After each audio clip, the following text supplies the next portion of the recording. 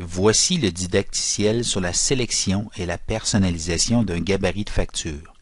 Wizsoft propose plusieurs gabarits de facture de qualité. Ce didacticiel vous aidera à comprendre comment sélectionner le gabarit qui vous convient le mieux pour ensuite y intégrer le logo de votre entreprise. Le choix d'un gabarit et l'intégration du logo sont des tâches que les utilisateurs ne répètent pas fréquemment, car une fois qu'ils ont adopté et personnalisé leur gabarit, la majorité d'entre eux les conservent à long terme. Pour accéder à cette fonction, vous pouvez cliquer sur le bouton « Préférences » qui apparaîtra dans la fenêtre de raccourci. Vous pouvez aussi y accéder à partir du menu principal en cliquant sur l'onglet « Préférences » et à ce moment, une fenêtre à plusieurs onglets vous apparaîtra. Vous devez sélectionner « Modèle ».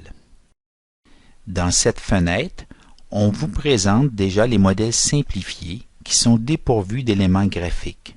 On y retrouve des factures génériques qui peuvent être tout à fait appropriées pour plusieurs d'entre vous, ainsi que certains documents utiles.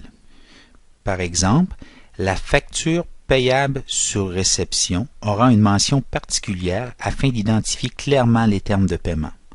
Ou encore, si vous avez à émettre une note de crédit, un modèle spécifique pour cette tâche vous sera proposé. Je vais vous montrer comment choisir et ajouter une facture à cette fenêtre. Par la même occasion, ce processus vous permettra aussi d'avoir un aperçu de toutes les factures proposées, incluant celle de cette fenêtre. Vous devez cliquer sur le bouton « Plus » et choisir « Autre modèle ». Une petite fenêtre s'ouvrira.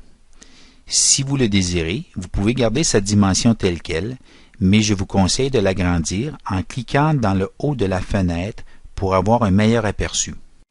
À ce moment, la colonne de gauche de la fenêtre vous proposera tous les gabarits qui sont disponibles. La liste des modèles est affichée et ceux-ci sont classés par catégorie et langue.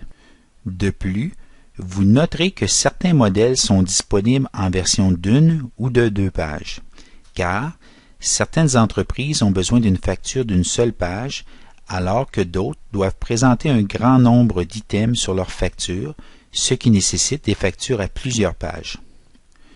Pour avoir un aperçu du gabarit, vous n'avez qu'à cliquer sur un choix et celui-ci vous sera présenté dans la fenêtre de droite. Si vous le désirez, vous pouvez même imprimer le modèle pour mieux visualiser les informations qui feront partie de ce gabarit.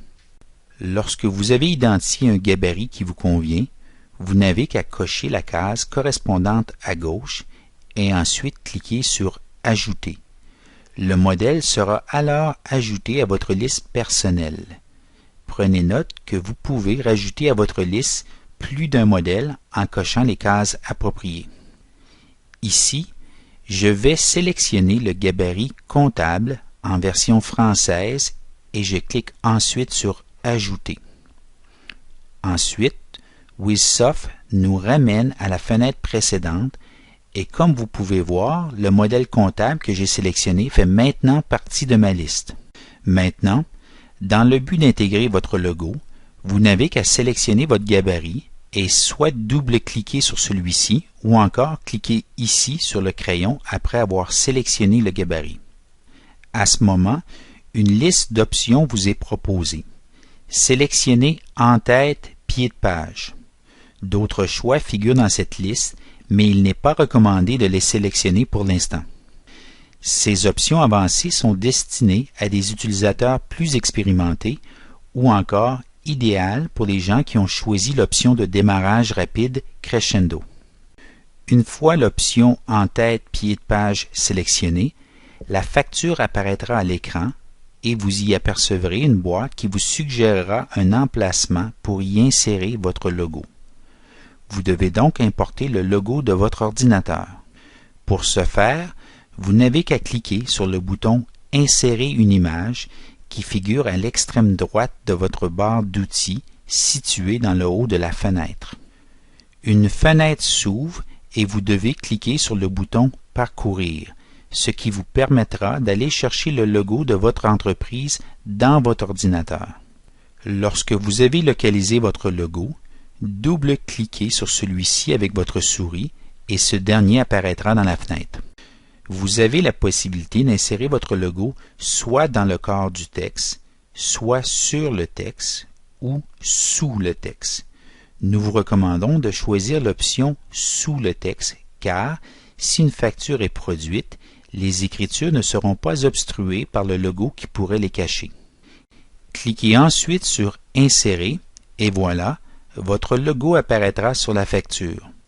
Bien souvent, celui-ci sera trop gros.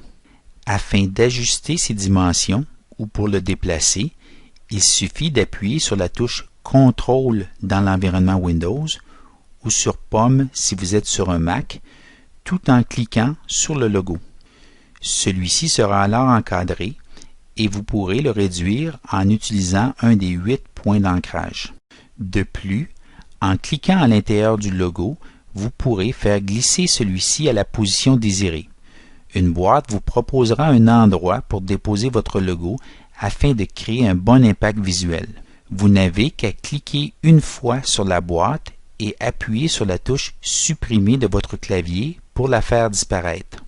Vous aurez alors un aperçu de l'apparence de votre facture avec les champs qui seront insérés. Vous pouvez également enlever les codes d'arrêt en cliquant ici si vous le désirez. Ensuite, vous devez cliquer sur le bouton « Enregistrer » et maintenant votre gabarit est prêt à être utilisé dans la base de données de Wizsoft. Pour effectuer d'autres tâches dans cette fenêtre, appuyez sur le bouton « Appliquer » et si vous souhaitez quitter la fenêtre Préférences, cliquez sur le bouton « OK ».